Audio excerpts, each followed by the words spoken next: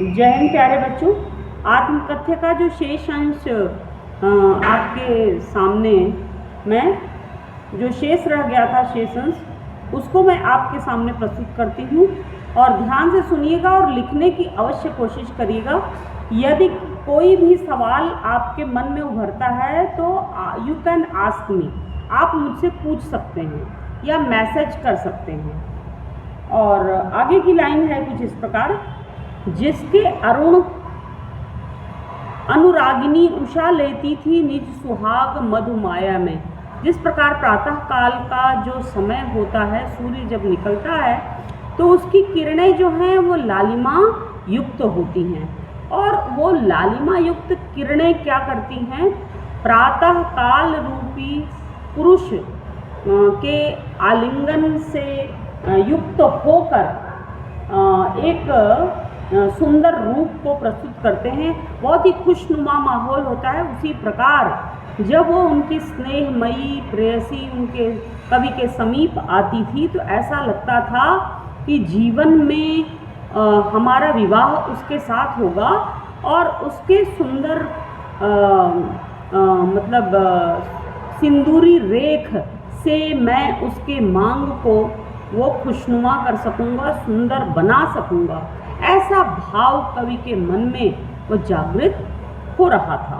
किंतु उस सुहाग से वह जो प्रेयसी थी वह नहीं प्राप्त कर सकी, यानी कवि के जीवन में नहीं आ सकी। और कवि के मधुमाया प्रेम रूपी माया के आगोश में वह प्रेयसी कभी नहीं आ पाई, जिसका बहुत ज़्यादा उन्हें हार्दिक दुख हुआ। उसके आगे कवि कहना चाहते हैं जयशंकर प्रसाद जी कि उसकी स्मृति पाथेय बनी है। उसकी स्मृति यानी उस वह स्नेहमयी जो मेरी प्रेयसी थी वो मेरे लिए वो क्या हुई, वह जीवन संबल की भांति बन गई। मैं उसकी यादों के सहारे मैंने आगे की जिंदगी को मैंने पार करना सीख लिया है। वह मेरे जीवन की मार्गदर्शिका बन गई है। तो उसकी स्मृति पाथेय बनी है, थके पथिक की पंथा की। मैं तो इस जीवन संसार का थका हुआ मुसाफिर हूँ और इस पंथ में कभी किसी का स्नेह प्राप्त नहीं हो पाया। ऐसा उनके जो निजी ज़िंदगी है उसमें झांक कर देखा जाए तो ऐसा ही उनका जीवन, कहने का अर्थ है कि बहुत ही संघर्षशील रहा है।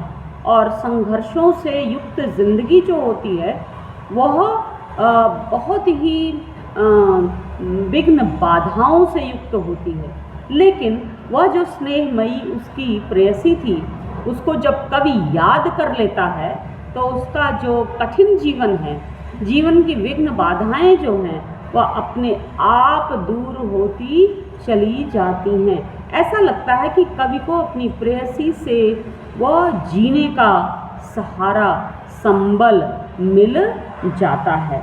फिर आगे कवि कहता है, सीवन को उधेड़, सीवन माने जो सिलाई की जाती है, कपड़ों को सिलाई किया जाता है। सीवन को उधेड़ कर देखोगे क्यों मेरी कंथा की, प्रश्न सूचक नहीं, यानी कि प्रश्न अलंकार में उन्होंने अपनी ये बात ये कही है कि ये जो हमारी ज़िंदगी की बहुत ही उज्ज्वल गाथा थी, जो अब मेरे जीवन में अब बहुत थोड़े समय के लिए वो मेरी प्रेयसी मेरे जीवन में आई थी, लेकिन अब हमारे जीवन में वह नहीं है। और ऐसा लगता है कि जब मैं उसे याद करता हूँ और कुछ मैं लिख रहा हूँ तो ऐसा प्रतीत हो रहा है जैसे किसी सिले हुए कपड़े की सिलाई को एक एक सुई या पिन से उधेड़ कर उसको खोल कर रख दिया जाता है।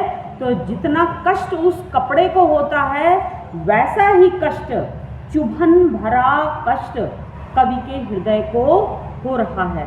तो उसको याद करके ऐसा लग रहा है, सीवन को उधेड़ कर देखोगे क्यों मेरी पंथा की।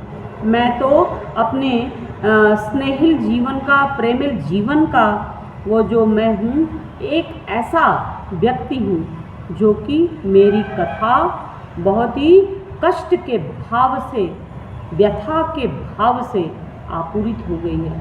क्यों उसको उधेड़ना आप लोग चाहते हैं? मेरे हृदय को और ज़्यादा पीड़ित क्यों करना चाहते हैं? मैं सोच नहीं पा रहा हूँ, फिर भी मैं लिख रहा हूँ।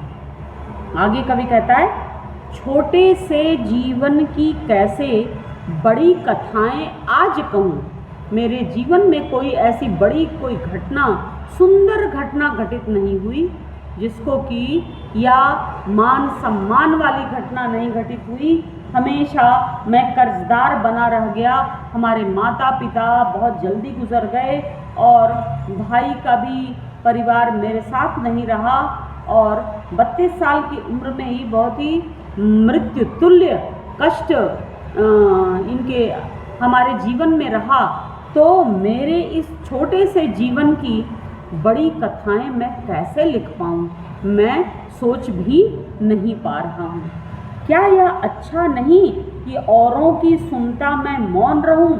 जिनके जीवन में बड़ी बड़ी घटनाएं घटित हों, जो इनको बहुत मान सम्मान मिला हो, बहुत ही जिनका यश प्रतिष्ठा मान सम्मान से आपूरित जिनका जीवन रहा हो, ऐसे लोगों की क्या आज मैं उनकी कथाओं को सुनकर, जानकर, समझकर, पढ़कर क्या मैं अपने मन में आनंद के भाव से आपूरित नहीं हो सकता हूँ?